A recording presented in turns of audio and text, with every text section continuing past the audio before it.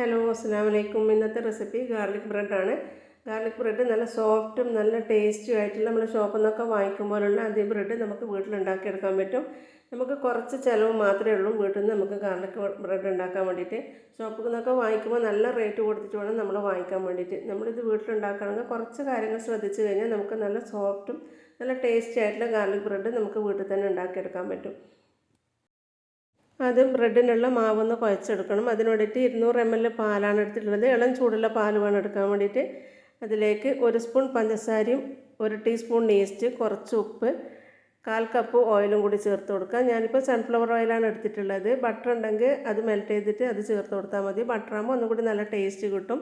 നല്ലപോലെ മിക്സ് ചെയ്ത് ഇനി ഇതിലേക്ക് മൈദ ചേർത്ത് കൊടുക്കാം. മൈദ ചേർക്കുമ്പോൾ ഫുള്ളായിട്ട് ഒരുമിച്ച് ചേർക്കരുത്, കുറേശ്ശെയായിട്ട് ചേർത്ത് കൊടുക്കാം. ഞാനിപ്പോൾ 2 കപ്പ് മൈദയാണ് എടുത്തിട്ടുള്ളത്. കുറേശ്ശെ ആയിട്ടാണ് ഇട്ട് കൊടുക്കുന്നത്. ഇനി നല്ലപോലെ ഇത് മിക്സ് ചെയ്ത് നമുക്കൊന്ന് കൗണ്ടർ ടോപ്പിൽ ഇട്ടിട്ട് വേണം ഇത് കുഴച്ചെടുക്കാൻ വേണ്ടിയിട്ട്. ബ്രെഡ് ഉണ്ടാക്കുന്ന സമയത്ത് മെയിനായിട്ട് നമ്മൾ ശ്രദ്ധിക്കുന്നത് കുഴക്കുന്ന സമയത്താണ്. കുഴക്കുമ്പോൾ നല്ലപോലെ തന്നെ കുഴച്ചെടുക്കുക, നല്ല സോഫ്റ്റാക്കി എടുക്കുക. നമ്മൾ കുഴക്കുമ്പോൾ കൈക്കെല്ലാം ഒട്ടിപ്പിടിക്കുന്ന സമയത്ത് നല്ലപോലെ ഒട്ടിപ്പിടിക്കുന്നത് കുറച്ച് മൈദ ഇട്ട് കൊടുത്തിട്ട് നമുക്കൊന്ന് കുഴച്ചെടുത്താൽ മതി. കുഴക്കുന്ന സമയത്ത് നല്ലപോലെ സോഫ്റ്റ് ആക്കിയിട്ട് തന്നെ കുഴച്ചെടുക്കുക. അധികം ടൈറ്റ് ആവരുത്, എന്നാൽ നല്ല ലൂസിലും ആവരുത്. ആ ഒരു പാകത്തിൽ വേണം കുഴച്ചെടുക്കാൻ വേണ്ടിയിട്ട്. ഇതിപ്പോൾ കുഴച്ചെടുത്തിട്ടുണ്ട്. ഇനി നമുക്കിത് മൂടി വെച്ച് 1 മണിക്കൂർ റെസ്റ്റ് ചെയ്യാൻ വേണ്ടി വെക്കാം. ഇനി ആ സമയം കൊണ്ട് നമുക്ക് കുറച്ച് വെളുത്തുള്ളി ഒന്ന് ഫ്രൈ ചെയ്തെടുക്കണം. ഞാനിപ്പോൾ കുറച്ച് ബട്ടർ ചേർത്തിട്ടാണ് ഫ്രൈ ചെയ്തെടുക്കുന്നത്. നല്ല ഗോൾഡൻ ബ്രൗൺ ആകുന്ന വരെ ഫ്രൈ ചെയ്തെടുക്കുക. ഇനി നമുക്ക് ആ വെളുത്തുള്ളി മാത്രം അതിൽ നിന്ന് മാറ്റിയിട്ട് ഇതുപോലെ ഒന്ന് ഉടച്ചു കൊടുക്കുക. നല്ല പോലെ ഒന്ന് ഉടച്ചു കൊടുക്കുക. ഇനി ഇതിലേക്ക് നമുക്ക് ബട്ടർ ഇട്ട് കൊടുക്കാം.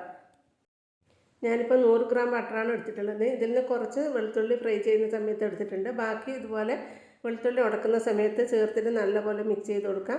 നല്ലപോലെ മെൽറ്റായിട്ടുള്ള ബട്ടർ തന്നെ എടുക്കുക. അങ്ങനെ ആകുമ്പോൾ പെട്ടെന്ന് നല്ലപോലെ മിക്സായി കിട്ടും. ഇനി ഇതിലേക്ക് കുറച്ച് ഒറിഗാനോ കൂടി ചേർത്ത് കൊടുക്കുന്നുണ്ട്. ഇനി നല്ലപോലെ തന്നെ മിക്സ് ചെയ്തെടുക്കുക. ബ്രെഡിനുള്ള മാവ് കുഴച്ച് വെച്ചിട്ട് ഇപ്പോൾ 1 മണിക്കൂർ കഴിഞ്ഞു. 1 മണിക്കൂർ കൊണ്ട് തന്നെ മാവ് നല്ലപോലെ പൊങ്ങി വന്നിട്ടുണ്ട്. ഇനി മാവ് അധികം കുഴക്കരുത്. കുഴച്ച് കഴിഞ്ഞാൽ ബ്രെഡ് അധികം സോഫ്റ്റ് കിട്ടില്ല. നമ്മൾ കുറച്ചൊരു മൈദ തൂവിയതിന് ശേഷം ഒന്ന് പരത്തിയെടുക്കുക. പരത്തുമ്പോൾ നല്ല വണ്ണത്തിൽ തന്നെ പരത്തിയെടുക്കുക. നമ്മൾ ഉണ്ടാക്കുന്ന പാത്രം ഏതാണോ ആ ഒരു വലുപ്പത്തിനനുസരിച്ചിട്ട് പരത്തിയെടുക്കാം. ഇനി നമുക്ക് ഈ ഒരു പാത്രത്തിൽ ഞാൻ ബട്ടർ തേച്ചെടുത്തിട്ടുണ്ട്. ആ ബട്ടർ വെച്ച പാത്രത്തിലേക്ക് നമ്മൾ പരത്തി വെച്ചിട്ടുള്ള മാവ് വെച്ച് നല്ലപോലെ ഒന്ന് ഷേപ്പ് ചെയ്ത് കൊടുക്കുക. ഷേപ്പ് ചെയ്തതിന് ശേഷം നമുക്കിതൊന്ന് കട്ട് ചെയ്തെടുക്കണം. നമ്മൾ ആദ്യം തന്നെ കട്ട് ചെയ്തെടുക്കണം. അങ്ങനെ ആകുമ്പോൾ നമുക്ക് ആ ബെന്നിൻ്റെ പീസായിട്ട് കിട്ടുള്ളൂ. അപ്പോൾ ഇതുപോലെ ഒന്ന് കട്ട് ചെയ്തെടുക്കാം. നമുക്ക് വലിയ പീസ് വേണമെങ്കിൽ വലിയ പീസ്, ചെറിയ പീസാണെങ്കിൽ ചെറിയ പീസ്. അപ്പോൾ നമുക്ക് ഏത് ഷേപ്പിലാണ് വേണ്ടത് ആ ഷേപ്പിൽ നമ്മൾ കട്ട് ചെയ്തെടുക്കുക. ഞാനിപ്പോൾ സ്ക്വയർ ആക്കിയിട്ട് 9 പീസാണ് ആക്കിയിട്ടുള്ളത്. ഇന്നിപ്പോൾ നമ്മൾ കട്ട് ചെയ്തതിന് ശേഷം ഇതിൻ്റെ മേലേക്ക് നമ്മൾ നേരത്തെ മിക്സ് ചെയ്ത് വെച്ചിട്ടുള്ള ബട്ടറും ഗാർലിക്കും കൂടി ഇതിൻ്റെ മേലേക്ക് തേച്ച് കൊടുക്കുക. അപ്പോൾ തേക്കുന്ന സമയത്ത് നമ്മൾ ഈ കട്ട് ചെയ്തിട്ടുള്ള ഗ്യാപ്പിലൊക്കെ നല്ലപോലെ ബട്ടർ വെച്ച് കൊടുക്കണം. അങ്ങനെയാകുമ്പോൾ നമ്മൾ ബ്രെഡ് ബേക്ക് ചെയ്തതിന് ശേഷം നമുക്ക് സെപ്പറേറ്റ് ചെയ്തെടുക്കാൻ പറ്റും. പെട്ടെന്ന് തന്നെ നമ്മൾ കട്ട് ചെയ്യേണ്ട ആവശ്യമില്ല. പിന്നെ നമുക്ക് ഓരോന്നായിട്ട് സെപ്പറേറ്റ് ചെയ്തെടുക്കാൻ പറ്റും. ആ സമയത്ത് തന്നെ ഇതിലേക്ക് ചീസും കൂടി വെച്ച് കൊടുക്കുക. ചീസ് കൂടുതൽ വേണ്ടവരാണെങ്കിൽ കുറച്ച് കൂടുതൽ വെച്ച് കൊടുക്കുക. അതിൻ്റെ മേലിലേക്ക് ചീസ് ഇട്ട് കൊടുക്കുക. അല്ലെങ്കിൽ ഇതുപോലെ കുറച്ച് മാത്രം വെച്ച് കൊടുത്താൽ മതി.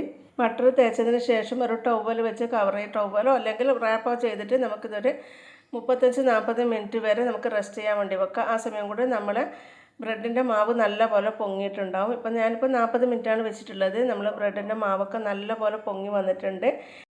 ഇനി മാവിൻ്റെ മേലേക്ക് നേരത്തെ ഗാർലിക് ഫ്രൈ ചെയ്തിട്ടുള്ള ബട്ടർ ആക്കി കൊടുക്കുക. അതിനുശേഷം ബേക്ക് ചെയ്തെടുക്കുക. ഞാനിപ്പം 20 മിനിറ്റാണ് ബേക്ക് ചെയ്യാൻ എടുത്തിട്ടുള്ളത്. ഇനി ബേക്ക് ചെയ്തിട്ടതിന് ശേഷം നമ്മൾ ഗാർലിക് ബട്ടർ ഒന്നും കൂടി ഇതിൻ്റെ മേലേക്ക് തേച്ച് കൊടുത്തതിന് ശേഷം ഒരു 5 മിനിറ്റ് അടച്ച് വെക്കുക. നല്ല ചൂടോട് കൂടി തന്നെ 5 മിനിറ്റ് നമ്മളൊന്ന് കവർ ചെയ്ത് വെച്ചാൽ മാത്രമേ നമ്മൾ ബ്രെഡിന് നല്ല സോഫ്റ്റായിട്ട് കിട്ടുള്ളൂ.